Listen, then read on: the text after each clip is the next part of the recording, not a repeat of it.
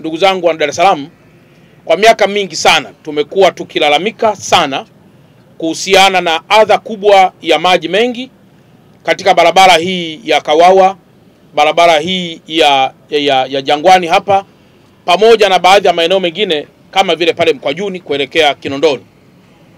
Mheshimiwa Rais wa Jamhuri ya Muungano wa Tanzania kupitia Wizara ya Ujenzi sasa wamekwisha toa fedha na tayari wakandarasi wote wako site.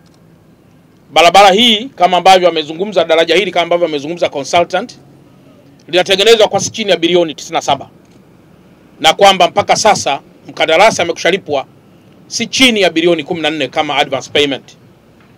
Na kwamba daraja hili litajengwa kwa si chini ya miezi 24 ambayo ni sawa na miaka miwili. Na kwa kufanya hivyo, na sasa amezungumzia kwamba maandalizi ya ujenzi wa daraja letu kwa sasa iko kama 7%. Kwa maana 7% tangu tarehe 2 mwezi wa 5 walipokabidhiwa, na kwamba kazi lazima ianze, commencement date. Madaraja mengine yote yatajengwa kwa mwaka mmoja, kabla mwaka mmoja, kama miezi 10, kwa maana siku 300. Daraja ile la Kigogo pamoja na daraja la Mkwajuni. Daraja la Kigogo itajengwa kwa si chini ya bilioni 17.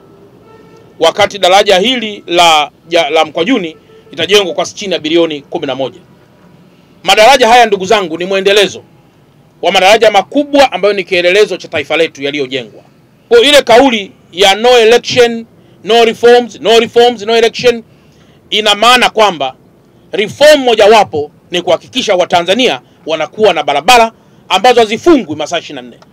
Na reform mojawapo ni kujenga madaraja. Reform mojawapo ni kujenga vituo vya afya. Reform mojawapo ni kujenga shule. Reform mojawapo ni kusaidia Watanzania ili adha zao na matatizo yao yakiwa solved. Hiyo ni reform moja kubwa sana katika maisha ya mwanadamu. Reform ya kweli ni kuona daraja linatengenezwa hapa. Hiyo ndio reform ya kweli. Kwa mimi ukiniuliza reform maana yake nini? Anza kujenga daraja ili uchaguzi uweze kuendelea vizuri. Anza kujenga barabara, uchaguzi ufanyike vizuri. Linda mji wako uwe na amani, uchaguzi uwe mzuri. Hiyo ndio maana nzuri ya reforms. Kwa hiyo ndugu zangu wa Dar es Salaam na wakandarasi wote mlioko hapa, mmepewa dhamana ya kutengeneza madaraja haya. Mjue kwamba hatutengenezi kwa sababu mwaka huu tuna uchaguzi. Tunatengeneza kwa sababu mambo hayo yalishakuwepo kwenye ilani ya Chama cha Mapinduzi. Tunatengeneza kwa sababu Watanzania wamelipa kodi, na sasa Mheshimiwa Rais ameona kwenye chungu kuna pesa zianze kutengeneza miradi ya maendeleo. Hatujengi kwa sababu kuna pressure ya aina yoyote ambayo inatisha mahali popote. Pressure ya kweli inatoka kwa Watanzania kuhusiana na adha ya usafiri ambayo imekuwepo kwa muda mrefu. Tumefanya ziara katika madaraja yako yote matatu. Daraja la kwanza lilikuwa ni Kigogo, daraja la pili lilikuwa ni Mkwajuni, na daraja la tatu ni hili la Jangwani. Mheshimiwa Mkuu wa Mkoa, daraja la Kigogo mkandarasi ni Kings Builders Company Limited, atajenga kwa gharama ya shilingi bilioni 17.6. Muda wa mradi unatazamiwa kuwa ni siku 300.